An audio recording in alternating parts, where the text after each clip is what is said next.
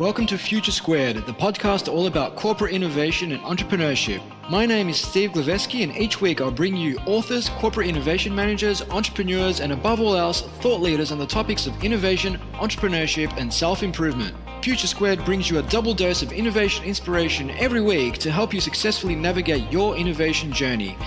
Every Monday, I'll bring you a world-class thought leader such as Steve Blank, Alex Osterwalder, Neil Patel, Rand Fishkin, or Whitney Johnson, just to name a few. While every Friday, I'll bring you some quick digestible insights myself to help end your week on a high before you head off for the weekend. Future Squared is proudly brought to you by Collective Campus, an innovation hub, school, and consultancy that works with large organizations to help them adopt the mindset, methodologies, and tools required to explore new business models and disruptive innovation in an era of rapid change. If your organization needs support coming up with ideas, testing and turning those ideas into reality, incubating teams, driving cultural change, or connecting and partnering with startups, then visit Collective Campus online at www.collectivecamp.us. And without further ado, here's today's podcast.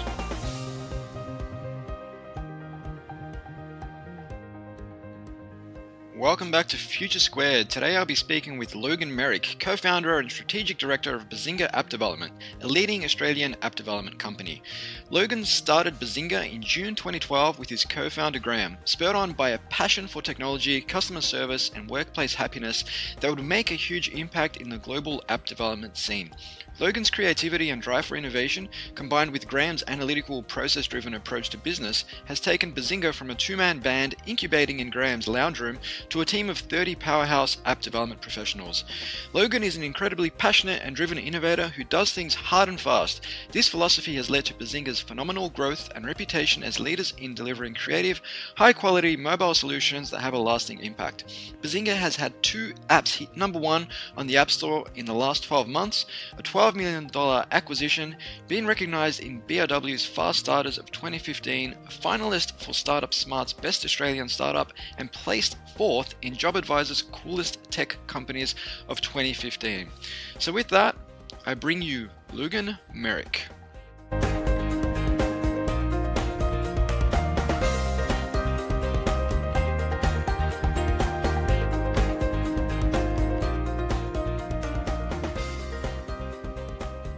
Welcome to the show, Logan. Thank you. Thanks for having me. No, man, it's an absolute pleasure to have you on the show. And I was lucky enough to be interviewed by your good self on what I believe was your first podcast episode, or at least your first podcast recording for your show. How's your show coming along, firstly? Yeah, so that was the first. I think that was the first interview that we'd ever done on our podcast. We've done other podcasts that are more focused on how to, and that was more or less me just sharing some of the learnings that I've had and the things that we're learning in real time here at Buzinga, doing the stuff that we do day to day. The process is really fun, actually. I wish I'd caught on to this whole, doing the interviews much earlier, because you just get to meet so many fascinating people like yourself, like who I was interviewing, Georgia Beatty from Startup Victoria, and what a breath of fresh air she was. She was an absolute pleasure to talk to. Yeah, she's wonderful. She actually works out here at a level 4 where Collective Campus is, so we bump into each other every now and again. So yeah, definitely a breath of fresh air. So I kind of wish I'd done that earlier, but now I think we've got about 4 or 5 under our belt, and we're. I can't remember. I should know this, but I can't remember exactly when we start releasing them. They might have even started being released. But yeah, no, it's going well. It's going really well. Awesome. And what was the name of your podcast? It's called Envisage. So yeah, it's not envisage, but envisage, and that was purely for the sake of trying to be a little bit clever. But the idea is to try to envisage what the future of business is going to look like, or the future of our people, our species, our planet is going to look like. And so we talk to people who are, forward thinking in this area, and try to break down, what are the areas that we can focus on as entrepreneurs or business people, SME or corporate, whatever it might be, to try to be a little bit more, I don't know, for the lack of a better word, futuristic, trying to do things better, I suppose. Yeah, and I guess before I jump into the changing sort of direction of Buzinga, I mean, just to give the audience a bit of background, obviously Buzinga is one of Australia's leading app development companies. You started the company back in mid-2012 with your co-founder Graham, and you've since grown the team to over 30 powerhouse app development professionals. And I guess you guys seem to be, I suppose, changing course now and focusing slowly but surely more on the innovation sort of consulting side, the strategic side, and doing a little bit more work with corporates. So what can you tell us about that? Yeah, I mean, truth be told, we've always done the consulting piece. It's always been. I mean, we started the company. It was funny. Graham and I was having a chat the other day, and he was the one who brought it up. He said, Logan, we started the company years ago. Neither of us are from a technical background. Probably Graham more so than I, but I'm not a technical person. I'm marketing and strategy, right? Yeah. And so we started the business as a tech company from the perspective of someone, like a business from the business side of things. Mm-hmm. And we didn't really know the tech side of things. So we really focused down and became as good as we could be in our core competency. And then over time we hired people who would then pick up the tech side and ensure that we could deliver technical excellence on every project. So consultancy and innovation consultancy specifically has always been at the very core of our DNA, but we never really spoke about it. It wasn't like this is at the heart of our business. It was always that we were an app development company. So I'd like to say that we've pivoted, but we really haven't. We've just changed the way that we've changed the way that we talk about what we do. Yeah. So now we are, I suppose, a PR company says we are a mobile app development and innovation consultancy. Mm-hmm. And we work with businesses big and small. So we work with your seed stage startups through to more, accelerated startups who are, have different challenges, with investor relations and these types of things. And then we work with SMEs, hardware providers and manufacturers. We work with corporates. We work with non-for-profits. All kinds of different types of business, accelerators, all types. Yeah. And how important is that, Logan, to have that strategic consultancy sort of focus rather than just being, a body shop that, you have customers approach you saying, hey, we want to build this app, and you just go off and build it? Yeah, I'm glad you asked, actually. The big problem with our with a mobile app development company or any software development company in general is that software is finicky, mm-hmm. and it can be hard to build, and it can be hard to get people to use. There's a lot of skill sets, and that's actually the hardest part about growing one of these companies is there's a lot of skill set that goes into developing any one piece of software. Mm-hmm. And so it's unfathomable that any one person or even a small duo of entrepreneurs or even a corporate would have all those skill sets in one team. Yep.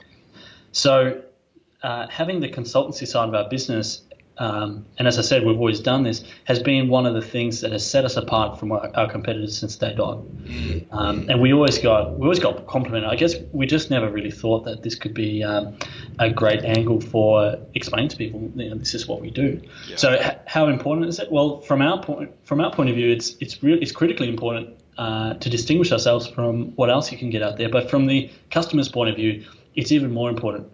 Because if they don't get the strategy side of things wrong, and they don't get the technical execution right, mm-hmm. then they've got no hope in getting any of it right. They're not going to have a growing and successful business. Yeah. This is not possible. Yeah, couldn't agree more, man. And that's something that we heavily advocate here, which is bringing together unique skill sets, diverse perspectives if you want to truly innovate. Otherwise, if you bring 10 people in the room who all see the world through a very similar lens, for example, you have an insurance company who's approached you and maybe it's just one of their very insular looking teams have come up with an idea, I guess that then becomes your role to bring together the unique skill sets you've got, all the different cross-functional sort of talents, to say, look, this is an interesting idea, but I suppose help evolve that idea to something that's truly going to deliver that value.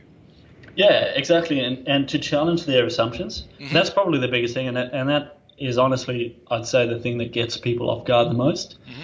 is that they expect the old model of a service provider is that you rock up to their facility and you pay them a whole bunch of money and then they'll do the job. Yep. That you tell them what you want and they just get it done. Mm. The new model is that you rock up to your facilitator, or they might meet you on a Google Hangouts call or something, Yeah. and they tell you what they want, you tell them what they need, and then you collaborate to create the best possible outcome. Mm. Yeah, no, that makes a lot of sense. And I guess because you are in the business of strategically thinking about lots of ideas all the time, different clients approaching you, you kind of, I suppose, work out that muscle when it comes to ideation and thinking about things that other customers or clients approaching you probably haven't really thought about. Yeah, 100%. I mean, you would be in the same situation. You talk to all these people all the time, and you've seen, because this is our passion as well, we think that this is an important development in the world and the evolution of humanity. So we made it our profession to do this, and it's our passion to go out there and learn about what's working in the world right now. Yep. So when we go into a business, we can tell them, like, this is what works well. Our data says that this kind of implementation here, or this user experience, or this even the drop down. Well, you wouldn't use a drop down, but a particular type of menu would work better than, say, another type of menu. So yeah, I suppose because we're in the industry, because we love what we do and we think this is important, we probably have some insights that most people wouldn't have. Yeah, definitely. And you mentioned the word passion there, and about creating impact in the world and the evolution of humanity. And I know last time we caught up, you mentioned that Buzinga's looking to do more work in the healthcare sort of space. Is that what's happening in that space? What sort of initiatives are you working on? It's funny, actually.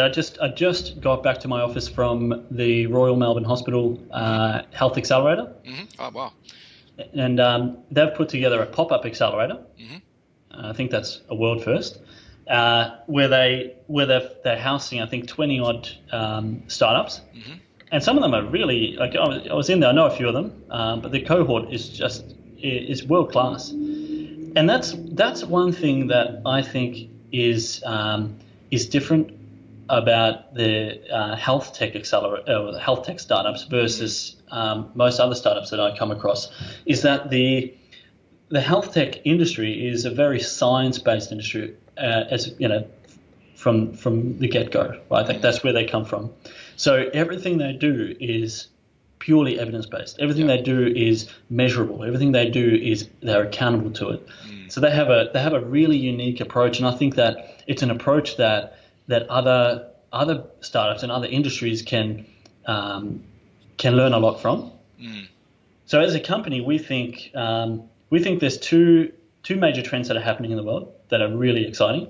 One is technology is, it's here to stay, right? Like we know that already. It's part of it. We, as human beings, we haven't evolved a hell of a lot in terms of our physicality, but where we see a lot of evolution is in the things that we create, and most lately that's our software, which is really an extension of our thinking process, which is replicated and exponentially, developed on, and then how that integrates with everything else. And then on the other hand, you've got health, which is one of the things. If we don't have our health, we die.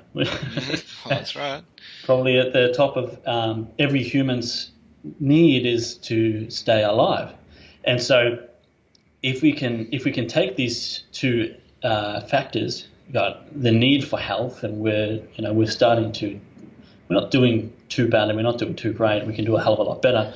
Take this health, let's call it an epidemic. We've got sugar epidemics, we've got cancer epidemics, we've got all kinds of epidemics. We take this health epidemic and concern, and we merge it with this technology.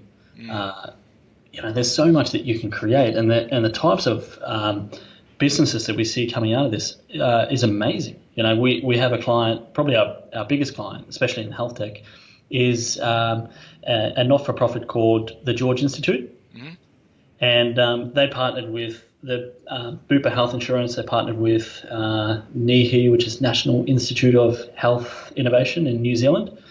They partnered with the government. I think they've got a series of government grants, and they've developed they've gathered one of the biggest and probably the most comprehensive packaged food database in the world. And this database is absolutely extraordinary. But what that allows them to do is they've built, in partnership with us, they've built this mobile application, super intuitive mobile application, where you as a you mentioned you had a daughter, didn't you? No. No? Okay, no kids? No kids, mate.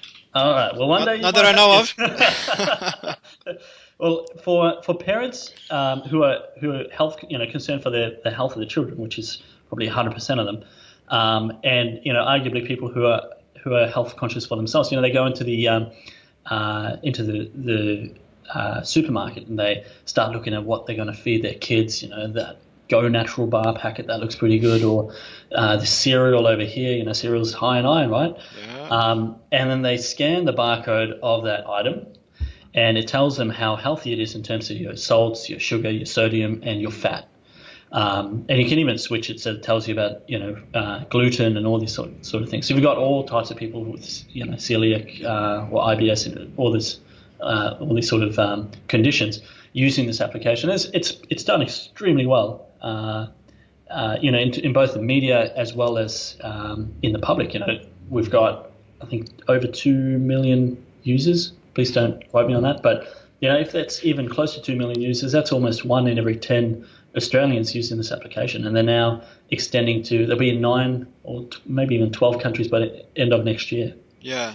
No, that's great. And obviously, that's something that could be used not just by parents, but by everyone in general. And I think when you look at the obesity epidemic, a lot of it comes back to, poorly informed choices and people being deceived by labels on products that say, hey, we're fat-free, no added sugar, but if you look at the carb content and the sugar content of those products, it's through the roof, and that's essentially what drives a lot of the obesity problems out there. It's not so much the fat content, and I think there's a lot of research that does show that high-fat diets combined with protein but low carb, the whole ketogenic sort of stuff, can be beneficial. But people, I guess, take things on face value and read the marketing sort of lingo on front of a packet and say, hey, this is good for me, this is good for my kids, and ultimately end up paying the price.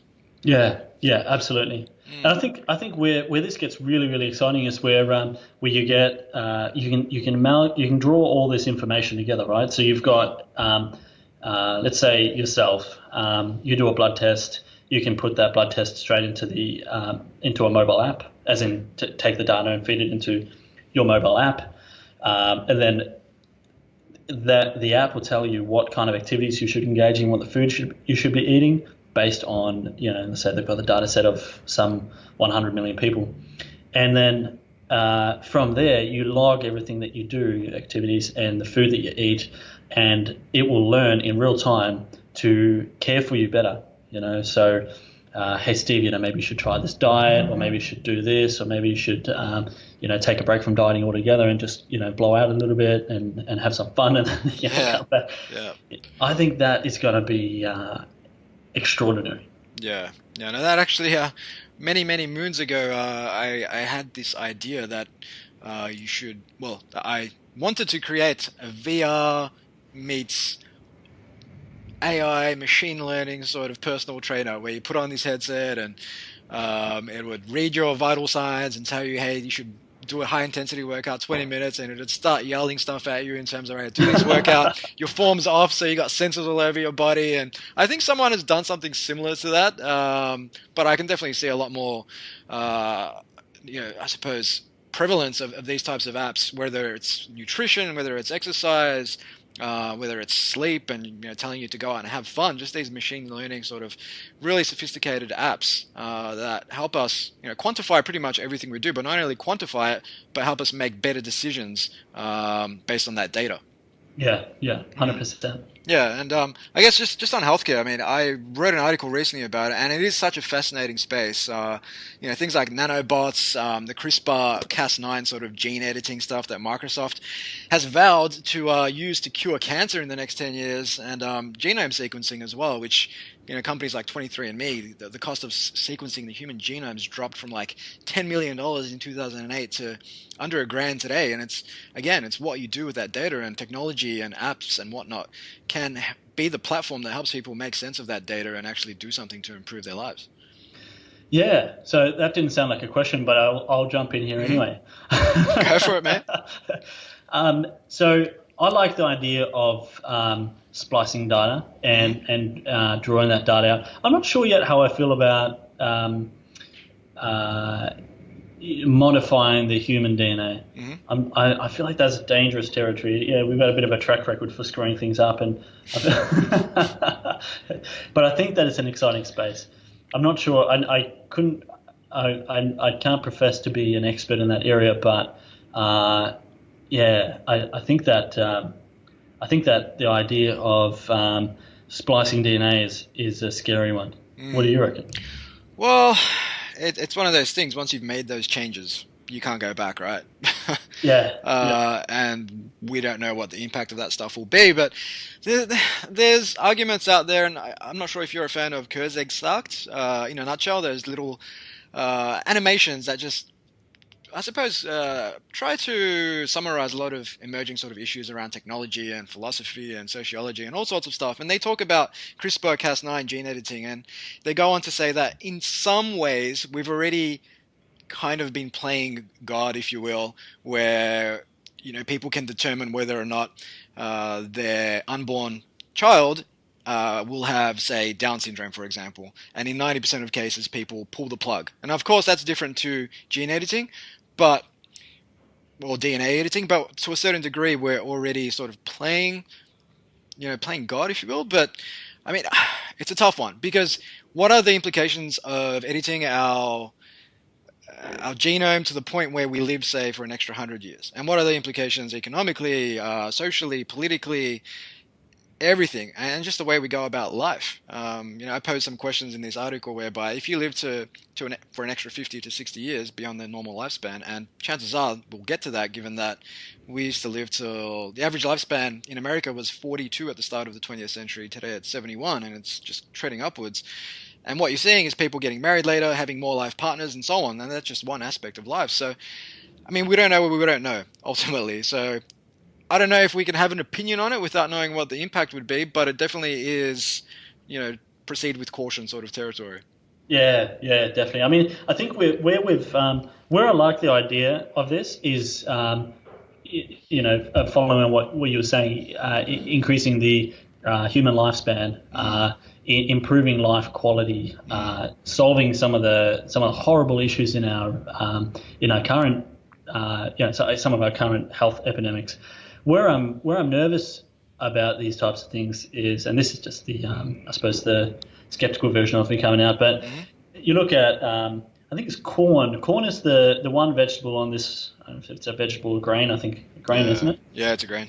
Corn is the one grain on this planet that we have. The original version of corn, the one that is not modified, no longer exists. Mm, So even if you buy organic corn, you can't get corn that's like, legitimate.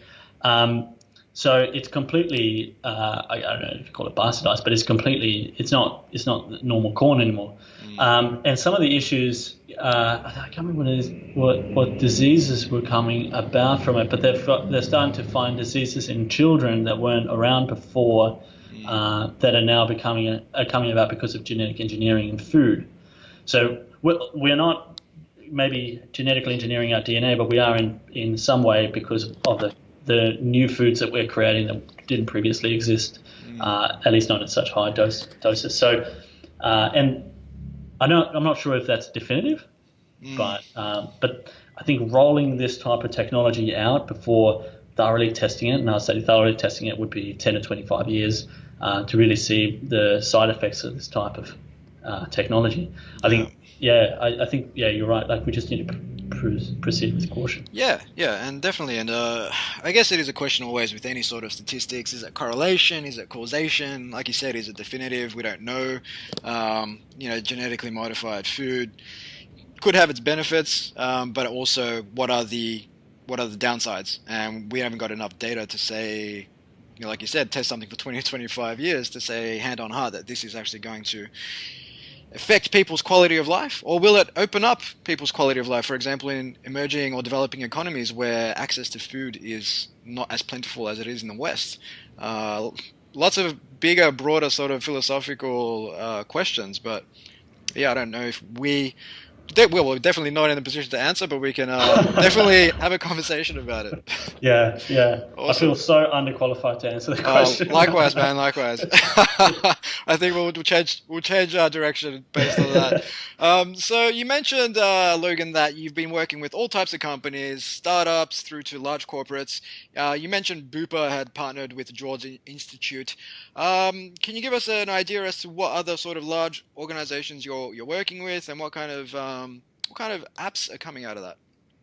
Yeah, sure. So we do, as I mentioned to you, we work a lot in the health space. We also work in transport and logistics. So we work with there's a company called BlueScope Steel. Mm-hmm. It's a pretty big company Pretty called big BlueScope company. Steel, and they are, surprisingly, they are very, very innovative, very open to new innovations, very open to change, and that's refreshing because most companies are not. Most companies are not really. Or they're a bit scared of it. But we work with those guys, and they've got in their product development roadmap, they've got AR, they've got VR, they've got machine learning, they've got all kinds of stuff that they want to roll out. Even they use Facebook Workplace, or what is it called? Workplace by Facebook. Yep. It's their team collaboration tool. That's it. Yeah. Yep. And they've rolled that out, or they're rolling it out at the moment. Which is just amazing. This is a very old business, very, very old business. Some very old legacy systems and technologies and thinking as well. Yet they are at the cutting edge of new technology. So we're working at the moment just in the ideation phase on a potential AR VR concept. But there's nothing set in stone there. We're in conversations with Toll Group. Yep. So four different departments from Toll at various stages. None of them know of each other. That's pretty standard, these siloed operations. We're also working with this company called Vision Australia. They're I think they're not-for-profit. Vision Australia. I guess they fall under a corporate as well, which is really exciting. I won't go into what that is, just out of fear that I might be breaking the NDAs. Non-disclosure. Yep. But Vision Australia, you can start to imagine what that entails. And I had another one that I wanted to talk about. See if it comes to mind. Nope. So there's a number of different businesses, and they're all doing different things. Mm-hmm. So as our primary role in that is the innovation and ideation partner. So we work with them on creating the ideas that would help to solve certain problems, and then when they get that over the line with their board, then we become the implementation partner, which is super cool. Excellent, man. So I guess you mentioned a few big behemoth companies there, like BlueScope Steel, who I suppose most people traditionally would not associate with innovation. What do you think is driving that sort of progression at BlueScope Steel? Is it top-down management getting behind it, or is it industry pressures? Bottom-up ideas, that's for sure. And top-down management getting in and supporting the process. Yep. But I think that the main thing for a big company like that, the main thing is competitive advantage. What is it that they can do over the next 10 to 25 years that's going to set them apart from their competitors? Because they're an Australian company. I think they're Australian. They definitely have a couple of offices here in Australia, or facilities here in Australia, and manufacturing here is not it's not cheap. So there's you can either start to reduce costs in those areas, you can reduce the general costs in or increase sales, and all these sort of things. So I think that what they're looking for is competitive advantage, and I think that's really what a lot of businesses will be looking for. And it's not necessarily market competition, as in trying to get more customers. It's also just trying to become more efficient in the way they do things. How can I get the information that guy needs into his hands? Yeah, no, that's great, man. And I guess, I mean, just on that, I mean, it seems like the underlying theme in this conversation is that we're quickly moving away from that whole sort of novelty app towards game-changing ideas, whether it's in healthcare or logistics and so on. And you've mentioned things like augmented reality over at BlueScope Steel. Obviously, the Pokemon Go app showed us the power of augmented reality. What do you think the app landscape will look like in, say, 2 to 3 years' time? I like to think that we'll be using a lot more augmented reality. I think virtual reality will be used for a lot of conferencing and stuff like that. But augmented reality will allow us as business people to overlay information on top of a world that we live in to create more depth and context around what the user is looking at. So from I was reading about, I can't remember what the company was, but I was reading about a company in America, it might have been, where they've got these goggles, kind of like the Google glasses, but much more sophisticated. It might be the Microsoft one. I can't remember what that one's called. HoloLens? HoloLens, yep. That was it. And so they're using this HoloLens-style technology for their packing staff in the warehouses so that they can get more efficiency out of them. Help them discern between product A and product B quicker, help them discern between which product they should be picking up in the forklift or things they should be avoiding in the forklift, all this sort of stuff. It's so even at the lowest levels, which you'd say, I'm not trying to create a hierarchy here or anything or saying who's better or worse, but even at the level of packing staff in a production place like a warehouse, even those guys are using next level technologies, and I think that's where big businesses like BlueScope, like Bupa, these guys are going to see their biggest wins is by getting the ground staff kitted out with technology that's going to allow them to do their job better. Yeah. Well, that's the thing, and these large organizations who have huge cost bases, I mean, if you can apply technology to decrease, say, labor cost or increase efficiencies by just 5 or 10%, then that's actually going to amount to quite a bit of, a monetary value or saving or revenue increase at the end of the day. Look, even 0.5% is a big win for some of these companies. Mm-hmm. Yeah, no, I couldn't agree more, man. So I guess, there's a lot of different directions I can take this conversation. I literally had about 40 questions written down all over the map. Things like corporate innovation, technology, healthcare, growing a startup, running a podcast, all sorts of stuff. So how about we go with your ambitions, or Buzinga's ambitions, to be Australia's best workplace by 2017. Keen to find out what you guys are doing to attract and, more importantly, retain top talent. Sure, that's right up my alley. I'm sure it is. So when we started, I'll give you the background. So when we started Buzinga, we literally started it in the spare office in my business partner's house, and it was just me and him, my laptop, his computer, and we were just trying to figure out how this whole thing worked. And this was when everyone was trying to figure out how apps worked. Yeah. And we didn't have the budget to hire the best people. We didn't have the budget to hire even the people below the best people. And arguably we didn't have the budget to hire even people who were willing to work at Coles. So we had to look for different ways to compete. And I remember I came across a video by a guy called Vishen Lakhiani. Oh yeah, Code of the Extraordinary Mind. That's him. Yep. That's him. And he's got a business called Mind Valley. Or I think it's a group of businesses, and the mother business is called Mind Valley, and they've done pretty well exactly the same thing. And I thought, Jesus, this is a great strategy. This is a really, it seems like just the easiest thing we could possibly do. I mean, wouldn't you rather, if you were a worker, wouldn't you rather rock up to a place that you enjoy? And as an employer, wouldn't you rather rock up to a place where people enjoy being? So for us, it just felt like it's a no-brainer. So we started doing things like we'd have pizza and beers every Friday. We'd take people down to the Lucky Cock That's I don't that's know. that's COQ for our non-Melbourne audience. COQ, yeah, like a rooster. Yeah.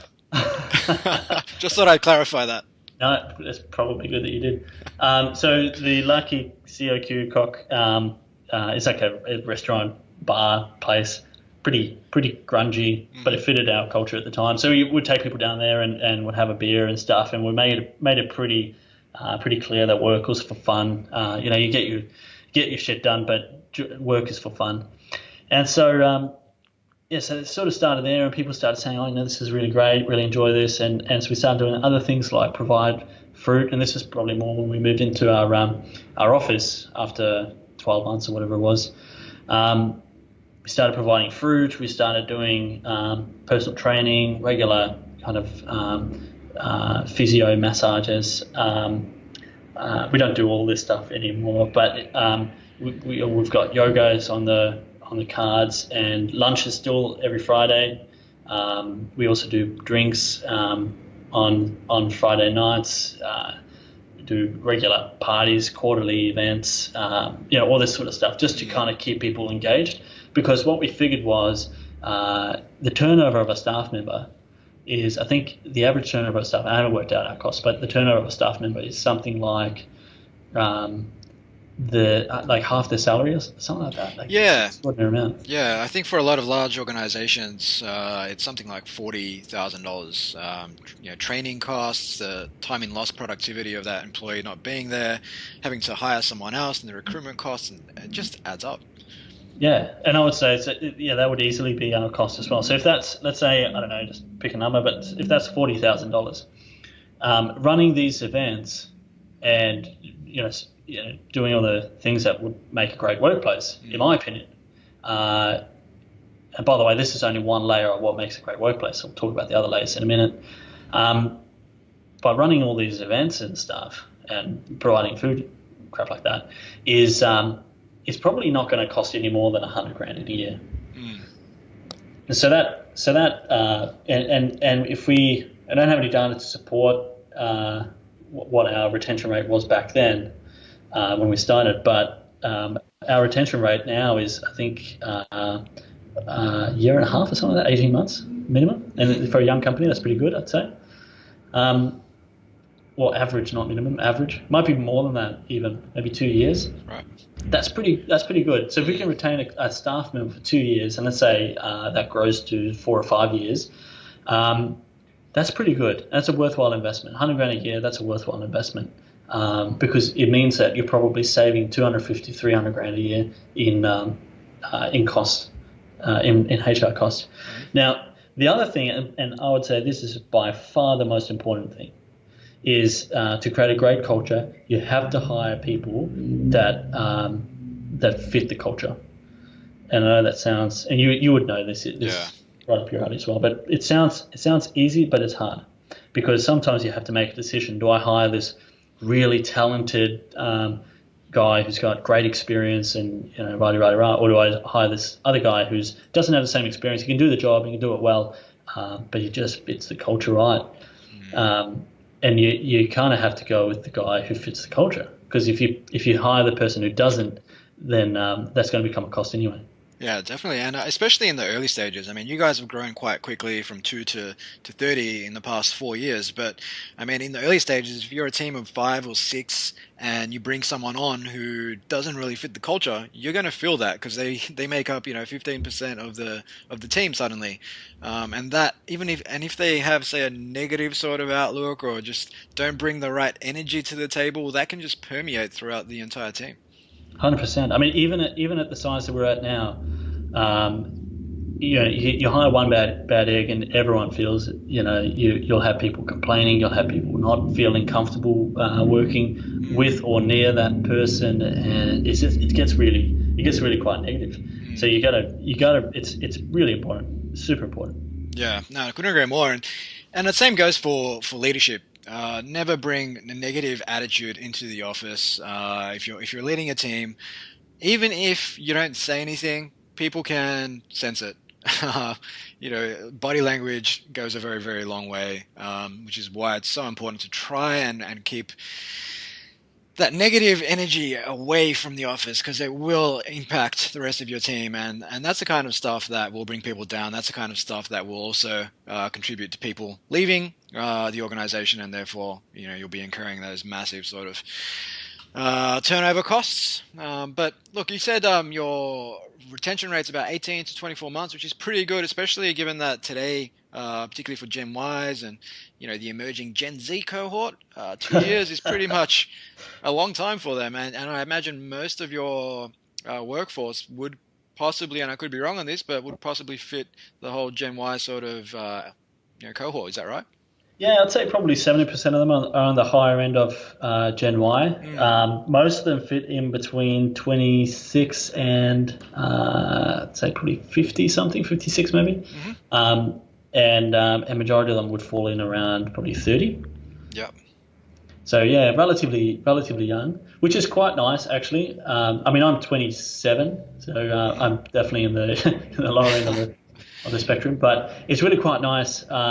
Because you get such a diversity of ideas coming through. You've got the people who think like a Gen Y on the lower end, and then you've got the Gen Y in the middle spectrum. Then you've got the Gen Y on the higher end, and then you've got the baby boomers. Yeah. So you get such a diversity of ideas. I did a talk the other month at the Days of Disruption. And we talked I talked specifically about the Gen Y people, because I feel like they even still I feel like they're undervalued. And we're talking about innovation. I'll say honestly, I don't think I got a lot of brownie points for my talk. So kind of hanging it on baby boomers, but it was just a joke. Fair enough. I'm sure they saw it that way. Yeah, they're probably right. But I think that there's real value in Gen Y. They're just maybe with the right guidance, they're just so switched on with innovation. It's just it's second nature, because they haven't come from the background of having to fend for themselves, and not fend for themselves, but not having to kind of squeeze every penny. Like we've got so much, we've got so much freedom now. You call it that. You got so much freedom. You got so much technology and information available to you, and this is second nature to these people, just to go on Google and just find out what the answer is. Yeah, I couldn't agree more there, man. I mean, what we're seeing with Gen Y is they're perhaps the first generation where they're just treading, at least in developed economies, that top of Maslow's hierarchy of needs, where they've got everything they need, and for them it's about, more often than not, social transcendence, giving back. And a lot of Gen Ys are a lot more, I'd say, tuned into, and I don't want to say that Gen Xers and baby boomers aren't, but I'm finding that the prevalence of Gen Ys who are more tuned into their emotional intelligence and try to cut ego out of the equation is quite high. And when you cut ego out of the equation, when you're a little bit more emotionally intelligent, you're going to support innovation, because you're not going to be completely wedded to your idea and emotionally invested in some idea you had because it was your idea, and then you're going to take any criticism as criticism of yourself as opposed to criticism of the idea. And I think when you have that type of environment or culture, particularly in a company, it can be very, very beneficial towards experimentation and some of that scientific method you were talking about earlier when it comes to testing your assumptions and just going out there and learning as much as you can. Yeah, absolutely. And we see that as well. We see that the Gen Y, they're much more open to new ways of doing things, whereas and not, as you said, not every baby boomer is closed off to it. Absolutely not. My business partner's a baby boomer, and don't tell him I told you. But man, he's probably one of the most innovative guys I've ever met. But it seems like, statistically speaking, that's the case. Yeah. I wanted to ask you about Facebook. And, they've got a history of copying Snapchat and integrating its features into Messenger, WhatsApp, Instagram, and so on. So given Facebook's large user base, do you have a view on how this might play out over the next, say, couple of years? Yeah, I have an opinion, I guess. I think that Facebook is becoming a news channel, and that is it. Is not a social media network anymore. That's why we've got the Messenger application. That's the social media part of it. And and the news channel's a news channel. Yeah. It is social media, but it's like watching the news. Only you're scrolling, and you can see some context around what other people in and outside of your group of friends think of that content. Yeah. So that's where they've got to, and I think that they've got to there because they became too I don't know, kind of hungry for the money. So they forgot about the social network. But that's why they're building out this messenger application. So I feel like they're trying to build that messenger application into a social network now, where people can be truly social. Do I feel like it's working? Not really. Yeah. Do I think it's ever going to work? No, not really. I don't think that they've got it. I've been wrong in the past, but I don't think that they've got it. Cool. I think where people are going is people like Instagram and people like Snapchat. I still use Snapchat. I like Snapchat. I don't know why. It's because you're 27, man. 33-year-old old dogs like me don't use Snapchat. But don't you want to see photos that you'll never see again? Don't you want to receive dirty photos from your friends who? No, probably not. Only on Saturday nights. I remember when it first came out. I got it and I pretty much deleted it right away because I downloaded it and then I'd have I connected with a couple of my mates and they must have just found out about this whole photos disappearing thing because I kept receiving photos of things you just don't want to see. Yeah. And people trying to be funny and stuff, and it was funny, but it got too much. So.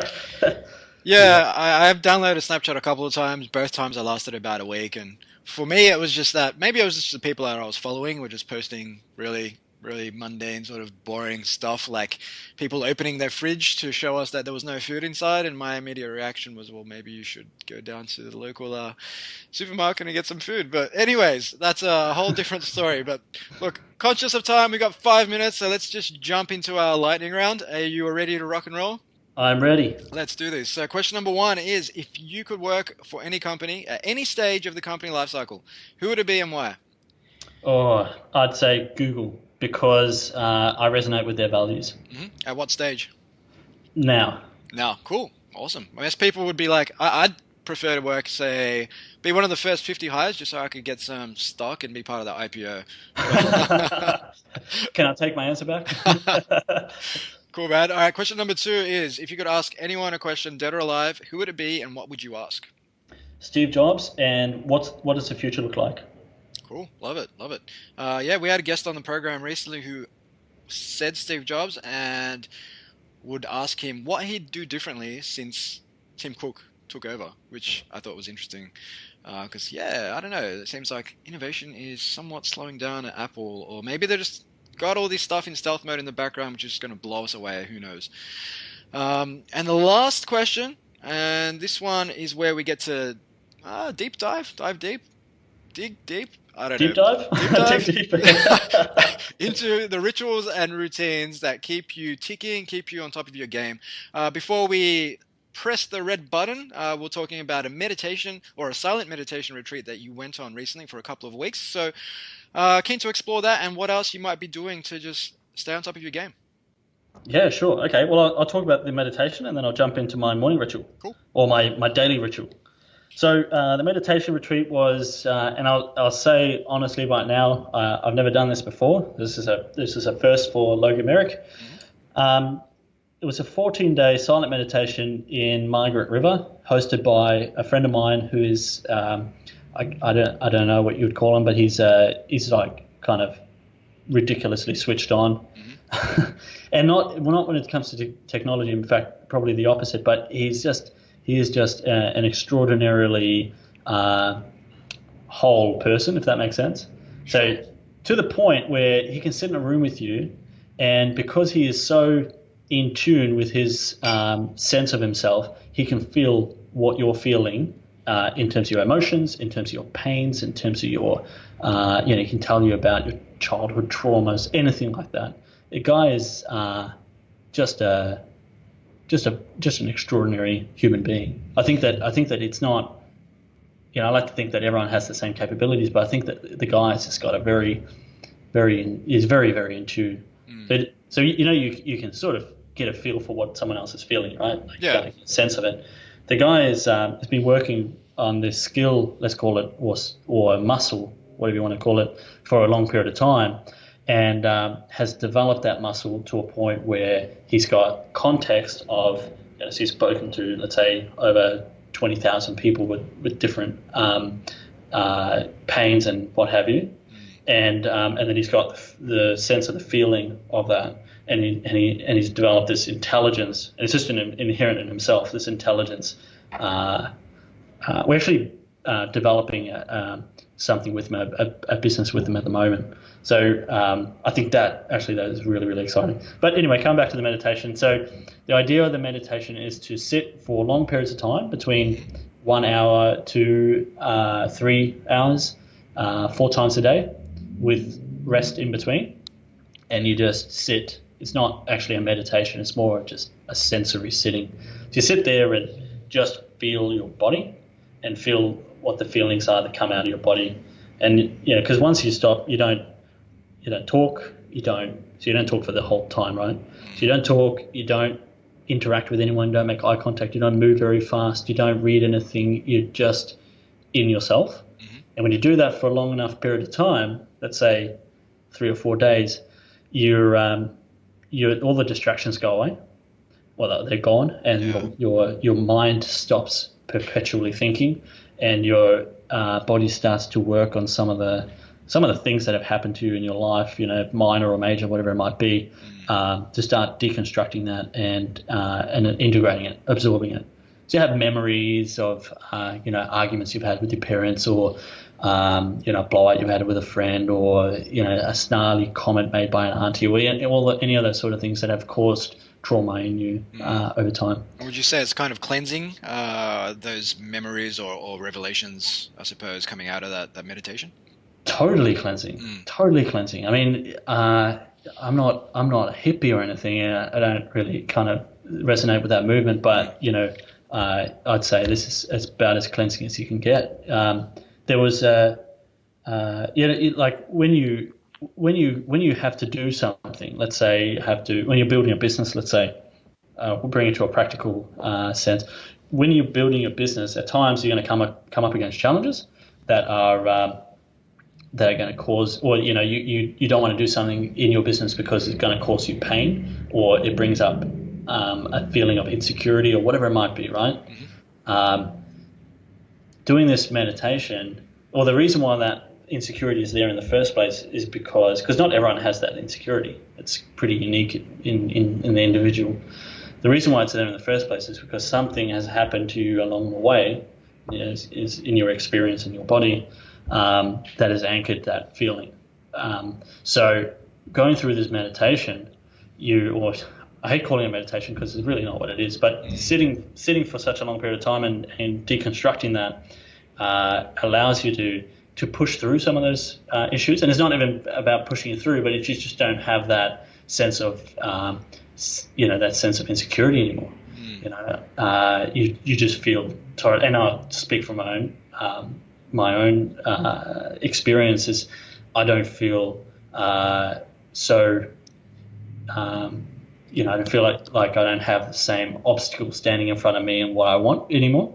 Mm-hmm. I feel much clearer about what I want to do and how I want to spend my time, and that feels amazing. So it's really about I guess kind of overcoming some of these underlying challenges and issues that you don't really think about and you don't realize that they're there. Yeah.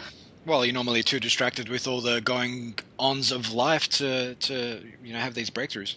100%. That's exciting. And we live in a world that's completely bonkers. Like you step out on the street and there's this signage everywhere, technology everywhere, cars everywhere. And I love technology. And one thing in the world that I love more than probably I'll put my girlfriend in front of that. But one thing I really love is technology. But I think that as a human organism, you also need that solitude.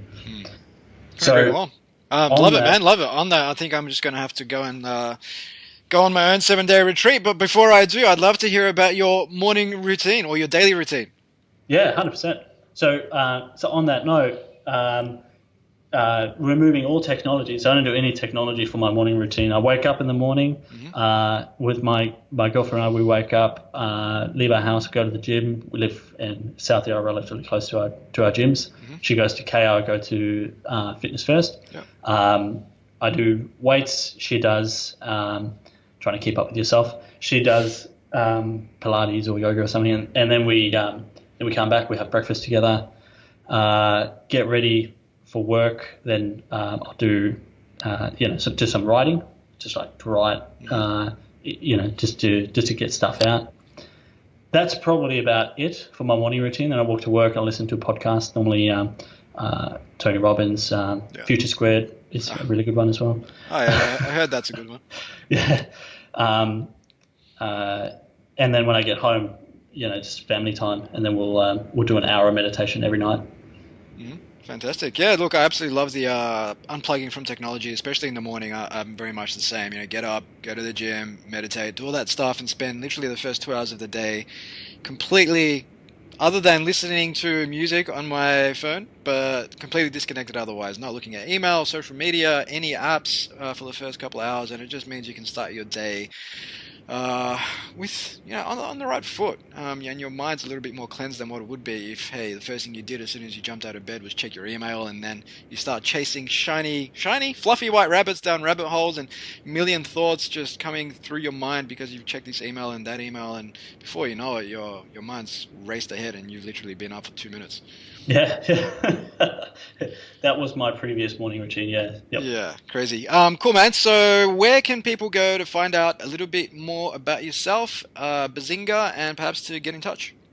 I'd say for myself, probably LinkedIn. I'm pretty active on LinkedIn. I think actually I used to not like LinkedIn very much at all, but since I think they did a redesign that brought out a native application, I think that LinkedIn have really stepped up their game. So find me on LinkedIn. And for Buzinga, we run a really popular blog. I think it's Australia's most popular mobile app development blog at www.buzinga.com.au. Awesome. Cool. Well, I'll make sure to include that in the show notes for our listeners. So thanks again, Logan. You've provided our audience with a wealth of knowledge on topics pertaining to meditation, spirituality, technology, entrepreneurship, strategy, and so on. So thanks again, man. Hope you enjoy the rest of your day. Yeah, you too. Thanks, Steve. Cheers, dude.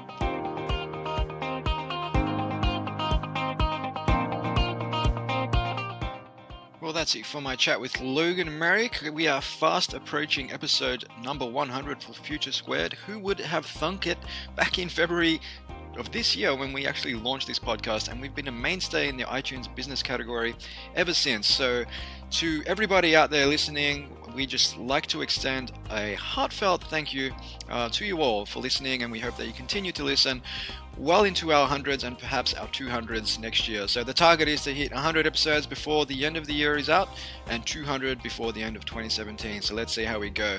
As always, if you want to access some resources that will help you on your innovation journey, be they blogs, tools, videos, webinars, and so on, head to collectivecamp.us. Until next time, Future Squared out.